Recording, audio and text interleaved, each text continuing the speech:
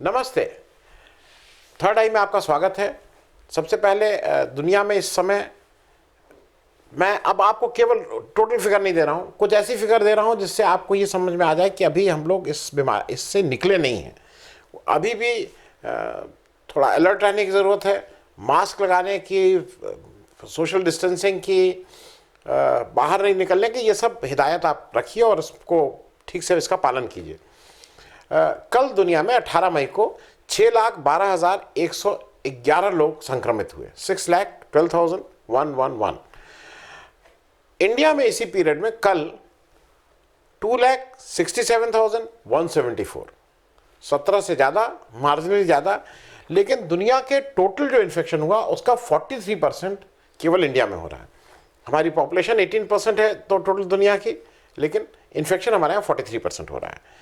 कल डेथ दुनिया में एक दिन की डेथ 14,003, 14,003 लोगों की मृत्यु हुई। इंडिया में कल डेथ ऑल टाइम हाई, मतलब जब से कोरोना शुरू हुआ है कल की डेथ सबसे ज़्यादा थी, 4,525, जो करीब टोटल दुनिया के डेथ का 32% आता है। वो भी हमारा 18% हमारी टोटल पॉपुलेशन, ये भी एवरेज से बहुत ज़्यादा है। अब थोड़ी देर आपसे बात कर लें ये जो कलकत्ता में अभी हुआ और जो चल रहा है, और जिसको आप ये देख सकते हैं कि after effect of Bengal election है। वेस्ट बंगाल इलेक्शन में जिस तरह से टीएमसी की जीत हुई और बीजेपी ने उसको बहुत अपना एक इज्जत की बात बना के उसको लड़ा था और बुरी तरह से हार गई, उन सबको लेके ऐसा लगता है कि उन सबको लेके कुछ एक खिसियाहट है। बहुत से लोग ये कह रहे थे कि भाई हमारे गृह मंत्री जी कहाँ हैं। बंगाल 2 मई के बाद कोई बयान नहीं आया अमित शाह साहब का, मतलब हार पे जनरली बयान आता है ना, कोई बयान नहीं है। कोरोना अपनी चरम पे है, उस पर भी कुछ नहीं है। तो ऐसा लग रहा था कि कहाँ है। तो कुछ लोगों का ऐसा मानना है कि ये जो बंगाल में अभी सोमवार को हुआ, ये इसकी तैयारी में थे।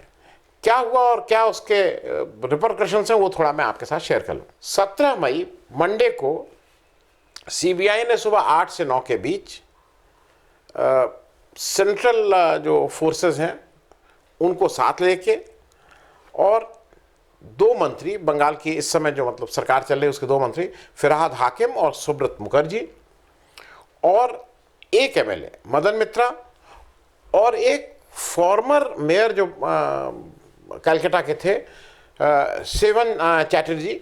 ये वो थे जो शोभन चैटर्जी साहब एक बार तृणमूल में थे, फिर 2019 में चले गए थे, फिर उनको टिकट नहीं मिला अभी, तो वो फिर मार्च में वापस आ गए थे।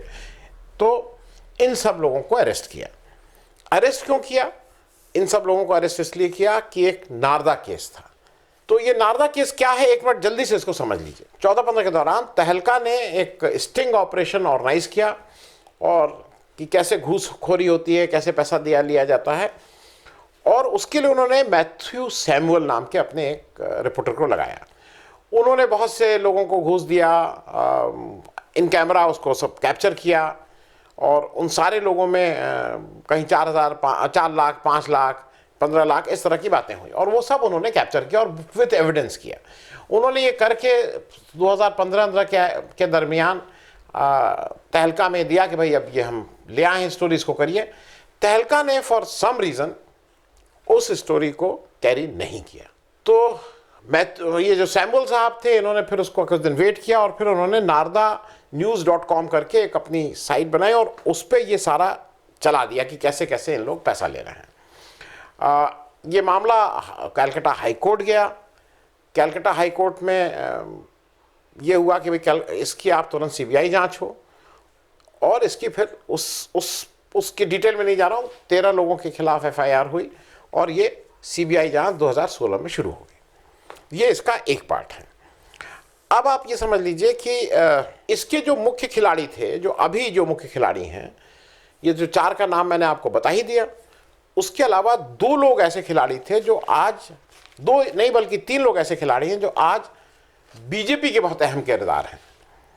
उसमें जो सबसे ज़्यादा नाम जिनका लिया जा रहा है वो शुभेंदु अधिकारी हैं। शुभेंदु अधिकारी एक ज़माने में टीएमसी के बहुत खास व्यक्ति थे, ममता बनर्जी के बहुत विश्वसनीय थे, नंदीग्राम से जीत के आते थे, जो ममता बनर्जी का कर्म क्षेत्र रहा था।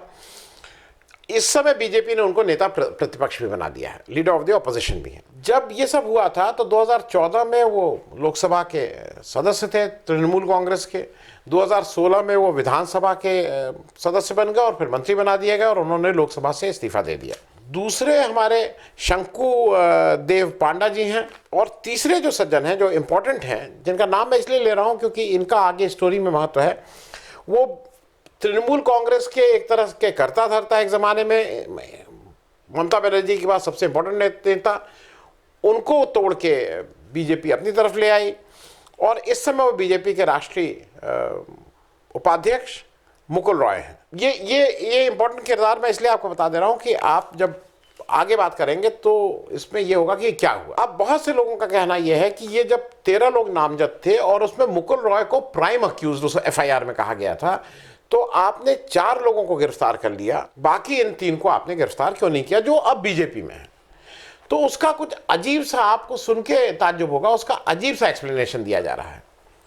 शुभेंदु अधिकारी के लिए कहा गया है, जो टेलीग्राफ ने बहुत ठीक से छापा है, इंडियन एक्सप्रेस ने छापा है, उनके लिए ये कहा जा रहा है कि शुभेंदु अधिकारी जी का हमने 2019 अप्रैल में, 6 अप्रैल टू बी एग्जैक्ट, एक आवेदन किया था लोकसभा की स्पीकर सुमित्रा महाजन जी को कि हम उनके अलावा 3-4 और टीएमसी के जो सदस्य थे कि इनका इन्वेस्टिगेशन करना चाहते हैं, वो करना चाहते हैं, उनसे अरेस्ट करने की परमिशन मांगी थी। 6 अप्रैल 2019 के बाद नया लोकसभा आ गई, उसके बाद ओम बिरला जी नए स्पीकर बन गए, वो अभी तक उस पर कोई निर्णय नहीं हुआ है। तो सीबीआई के पक्ष के या इधर के लोगों का ये कहना है कि इस वजह से चूंकि हमें इस परमिशन नहीं मिली है लोकसभा स्पीकर से, इसलिए हमने अभी तक उनको, मतलब उनसे हम पूछताछ नहीं कर रहे हैं, उनको गिरफ्तार नहीं कर रहे हैं।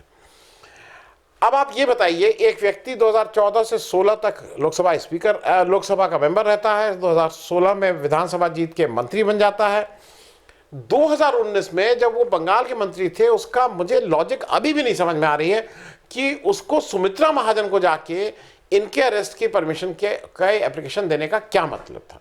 और आज इसकी आड़ में कि चूंकि लोकसभा के स्पीकर ने, उसका जो नए स्पीकर उन्होंने 2 साल से कोई उस पर वही नहीं किया है, तो हम इसलिए उनको वो नहीं कर पा रहे हैं, गिरफ्तार नहीं कर पा। बात यही नहीं रुकती है, इस पर जो सीवीसी है, सेंट्रल विजिलेंस कमीशन जो है, उसने स्पष्ट कहा है कि गाइडलाइन है कि अगर कोई इस तरह की एप्लीकेशन आती है जहां से आपसे मांगा जा रहा हो परमिशन, तो आप 4 महीने के अंदर या तो परमिशन दे दीजिए या रिजेक्ट कर दीजिए, आप उसके ऊपर बैठ नहीं सकते हैं। मुकुल रॉय साहब के केस में तो अभी तक किसी भी एजेंसी को कोई आवेदन नहीं दिया गया है। ये जो 4 लोग अभी गिरफ्तार हुए हैं कल, इनके गिरफ्तारी के लिए इलेक्शन से पहले जनवरी में जो पश्चिम बंगाल के गवर्नर साहब हैं, उनको एक एप्लीकेशन दी गई थी। हालांकि उसमें भी बहुत से डिबेट है। कुछ लोग कह रहे हैं कि अगर जो एमएलएज हैं, जो विधानसभा के सदस्य हैं, उनकी परमिशन प्राइमरली आपको स्पीकर ऑफ विधानसभा से लेनी चाहिए, लेकिन जो भी हो, गवर्नर साहब को इनसे की गई थी। गवर्नर साहब भी उस पर कुछ नहीं किए, 5 महीने तक उस पर बैठे रहे। जब सरकार बन गई और सरकार बनने के मतलब जब ममता बनर्जी की सरकार बन गई, जब वो थोत हो गई, तब उन्होंने उस पर परमिशन दे दी और उसी परमिशन के तहत 17 मई की सुबह मंडे को इनको गिरफ्तार कर लिया गया। इनकी गिरफ्तारी के साथ साथ 5 लोगों, मतलब ये 4 लोग और एक जो मिर्जा पुराने एक आईपीएस अफसर थे, एसपी बर्दवान थे शायद, इन 5 के अगेंस्ट भी एक चार्जशीट फाइल कर दी गई है कोर्ट में। चार्जशीट फाइल करने का ये जरा समझ लीजिए, आप एक एफआईआर करते हैं, फिर इन्वेस्टिगेशन होता है, इन्वेस्टिगेशन के बाद जो दोष पाए जाते हैं तो एक चार्जशीट बोला जाता है। तो इन्वेस्टिगेशन इज ओवर, ये 5 लोगों का इन्वेस्टिगेशन इज ओवर और चार्जशीट ऑलरेडी फाइल हो गई इन 5 लोगों से। मैं इसलिए कह रहा हूं कि ये आप जरा समझते चलिए कि ये क्या हो रहा है और क्यों हो रहा है। अब ये मंडे को वहां क्या हुआ ये जरा समझ लीजिए। जब ये सुबह मंडे को 8 से 9 के बीच ये तृणमूल के 4 नेता गिरफ्तार करके सीबीआई का जो वहां ऑफिस है निजाम पैलेस में, वहां ले आ गए कलकत्ता में। उसके साथ ही साथ ये करीब इन लोग पहुंचे, उसके बाद ममता बनर्जी भी वहां निजाम पैलेस में पहुंच गए और वो डीआईजी सीबीआई से उनका ये कहना था या वहाँ पर उपस्थित लोगों से कि भाई आप मुझे भी गिरफ्तार कीजिए।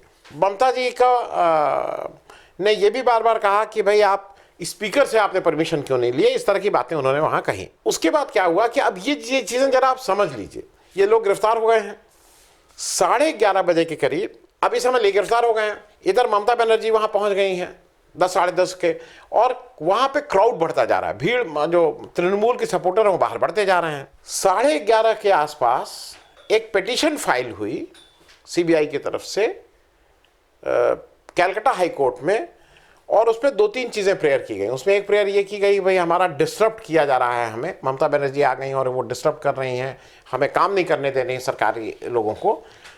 तो एक तो ये उसमें पिटीशन मेन ये थी, और प्रेयर उसमें ये थी कि आप इसको यहाँ से कलकत्ता से हटा के या तो गुवाहाटी या भुवनेश्वर किसी दूसरे राज्य में इसकी वो करें, इत्यादि इत्यादि।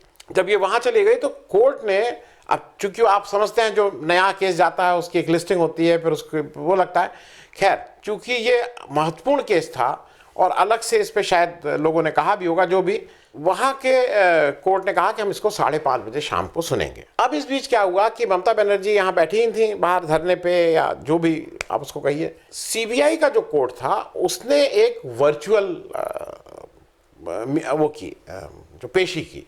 वर्चुअल पेशी मतलब कि कोई फिजिकली नहीं प्रेजेंट किया जाता है, सब लोग कैमरे के द्वारा प्रेजेंट किए जाते हैं और उसमें जज अपनी बात सुनता है। सब जगह पूरे सुप्रीम कोर्ट से लेके सारी जगह आजकल वर्चुअल कोर्ट ही चल रही है। वर्चुअल कोर्ट ने जज साहब ने इन लोगों को पेश किया और जज साहब ने इनकी बात सुन के, चूंकि सीधी सी चीज़ है, जब चार्जशीट एक बार ऑलरेडी फाइल हो गई है, ये लोग रिस्पेक्टेबल हैं, ये लोग 56 साल की उम्र का जो सबसे यंग उसमें जो पकड़े गए हैं 56 साल के हैं, जो सबसे वयोवृद्ध हैं सुब्रत मुखर्जी वो शायद 76 साल के हैं। हालांकि आज उनको अभिजीत मनु सिंघवी ने जब कोर्ट में बहस कर रहे थे उन्होंने कहा कि वो 82 साल के हैं, लेकिन मतलब 76 प्लस वाले तो हैं ही। ये मैं आपको इसलिए बता रहा हूँ कि ये सारी चीज़ें वर्चुअल कोर्ट में हुई और कोर्ट ने इनको फिर जमानत दे दी। अब इस बीच जमानत दे दी गई और इनको लेकिन सीबीआई ने इनको छोड़ा नहीं। अब सीबीआई इनको कायदे से जमानत हो जाती है, आप अपना बॉन्ड भरते हैं, आप जाने देते हैं, लेकिन सीबीआई ने जाने नहीं दिया। 5:30 बजे कलकत्ता हाई कोर्ट के जो एक्टिंग चीफ जस्टिस हैं राजेश बिंदाल साहब और जस्टिस अरिजित बैनर्जी साहब की अदालत में डबल बेंच में ये सुनवाई शुरू हुई। राजेश बिंदाल साहब के लिए मैं बता दूं जो एक्टिंग चीफ जस्टिस हैं, ये पंजाब हरियाणा हाई कोर्ट के जज हैं। बहुत यंग एज में 45 साल की एज में ये जज बन गए थे 2006 में। उसके बाद ये बहुत समय वहाँ रहे, फिर जम्मू कश्मीर में रहे और अभी जनवरी में ही ये कलकत्ता पहुँचे हैं और इस समय वहाँ के एक्टिंग चीफ जस्टिस हैं। जब ये 5:30 बजे सुनवाई शुरू हुई तो वहाँ पे उसका लब्बो-लुआब ये है कि उसको जो बेल ग्रांट की थी सीबीआई कोर्ट ने, उसको हाई कोर्ट ने स्टे कर दिया और स्टे करके जो पिटिशनर हैं उनसे कहा कि आपकी जो प्ली है, जो भी बातचीत है, वो अब हम वेडनेसडे को सुनेंगे। अब पिटिशन में क्या क्या चीज़ें कही गई थी ये समझिए। पिटिशन में पहला कहा था कि जो सीबीआई दफ्तर में दिन भर ममता बनर्जी बैठी रही थी और उससे दिक्कत हो रही थी। उनका ये कहना था कि जो लॉ मिनिस्टर हैं वेस्ट बंगाल के, वो सीबीआई कोर्ट में पहुंच गए थे और दिन भर वहाँ 2-3 हज़ार लोगों के साथ बैठे रहे थे। हालांकि जब वर्चुअल कोर्ट होता है तो वर्चुअल कोर्ट में आप कोर्ट के अंदर तो कोई हो नहीं रहा, सब लोग अपनी अपनी टीवी स्क्रीन पे या जो भी मतलब लैपटॉप की स्क्रीन पे हैं। लेकिन इस तरह का उन्होंने एक स्टैंड लिया था।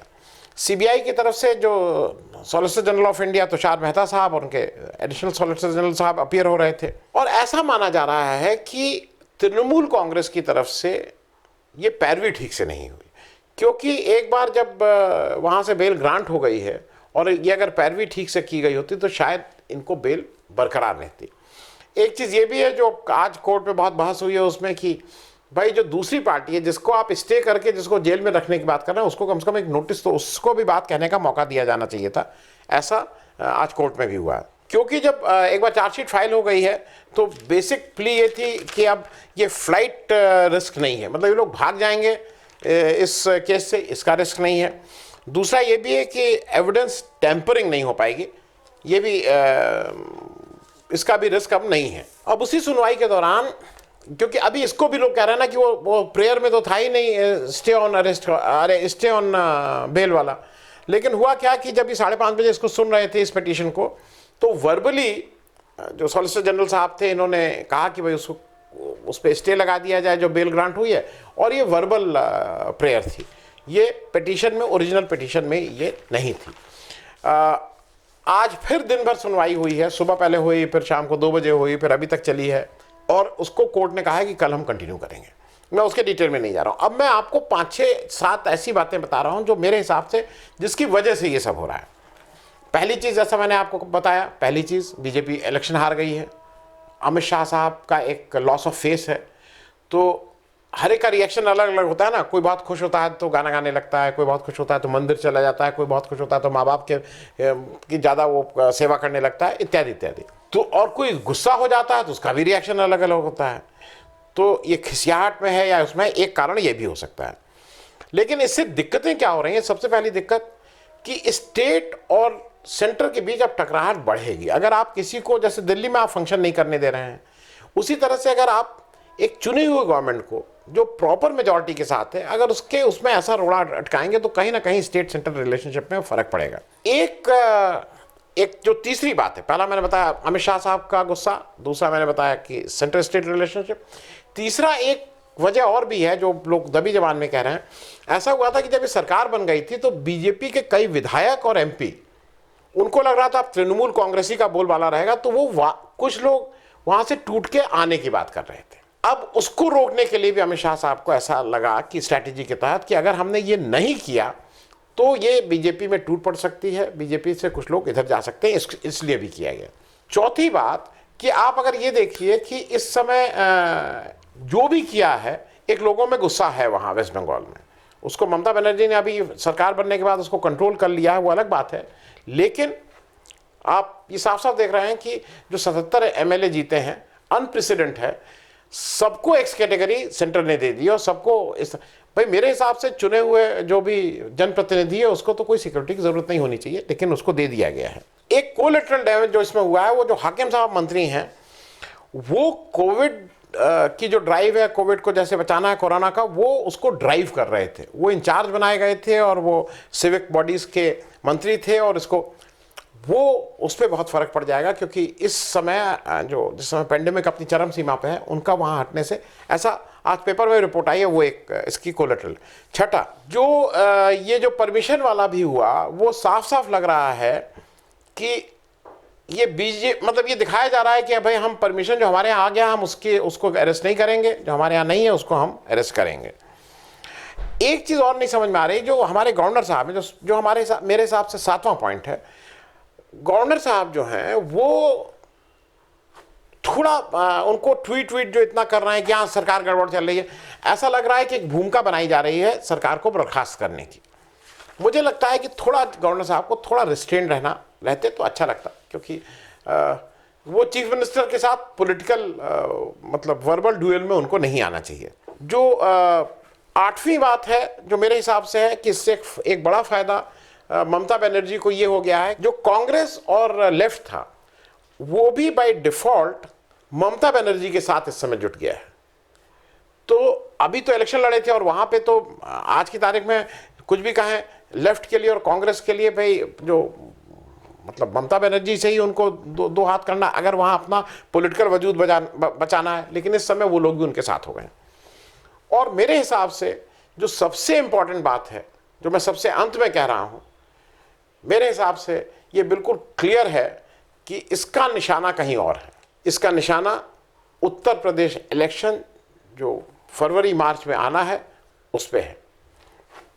ये बीजेपी के जो रणनीतिकार हैं बिल्कुल क्लियर ये जान रहे हैं कि ममता बनर्जी ने जैसा हिम्मत का परिचय देते हुए और इन्होंने उसको खूब डराने की कोशिश की, उनके भतीजे को भी अरेस्ट, मतलब ये सब करने की कोशिश की ईडी से, सीबीआई से, इनकम टैक्स से, लेकिन वो डरी नहीं, उन्होंने डट के मुकाबला किया। लेकिन उत्तर प्रदेश में वो ये मैसेज देना चाह रहे हैं, जो इलेक्शन अब जो सबसे इंपॉर्टेंट इलेक्शन बीजेपी के लिए है, स्टेट के रूप में भी और अगले फिर जो लोकसभा इलेक्शन उसके 1-2 साल बाद होगा, कि उत्तर प्रदेश के नेताओं को बिल्कुल साफ साफ कह दिया जा रहा है कि अगर वहाँ हम 4 लाख 5 लाख के कुछ मतलब जो स्टिंग ऑपरेशन पे लोगों को गिरफ्तार करके अंदर डाल सकते हैं, तो खबरदार आपके पास उत्तर प्रदेश के जितने मेजर नेता हैं उन सबके बहुत से डिस्प्रोपोर्शनेट एसेट के और सीबीआई केस ये तमाम पेंडिंग हैं। तो एक तरह से ये भी मैसेज दिया जा रहा है कि खबरदार कोशिश भी मत करना हमारा विरोध करने की। और ऐसा मुझे लगता है कि अभी मुझे कोई नेता नहीं उत्तर प्रदेश में नज़र आ रहा है जिसमें ममता बनर्जी जैसी क्षमता हो, वैसा लड़ने की जिज्ञासा, मतलब लड़ने की हिम्मत हो, और जैसे उनके पास कुछ छुपाने को नहीं है। बाकी नेताओं के पास काफ़ी कुछ छुपाने को है। बहुत बहुत धन्यवाद। अगर आपको दी पब्लिक के कार्यक्रम पसंद आते हैं तो इन्हें लाइक करें। अगर आप इस वीडियो को YouTube पर देख रहे हैं तो चैनल को सब्सक्राइब करें, और अगर आप इसे Facebook पर देख रहे हैं तो दी पब्लिक के पेज को लाइक करें। अगर आप चाहते हैं कि हम निष्पक्ष पत्रकारिता को जारी रखते हुए आपसे जुड़े मुद्दों पर सवाल उठाते रहें तो हमें सहयोग करें। आपका छोटा से छोटा सहयोग भी इस मुहिम को जारी रखने में हमें ताकत देगा। डोनेट करने के लिए डिटेल्स जो हैं वो डिस्क्रिप्शन बॉक्स में दी गई हैं। धन्यवाद।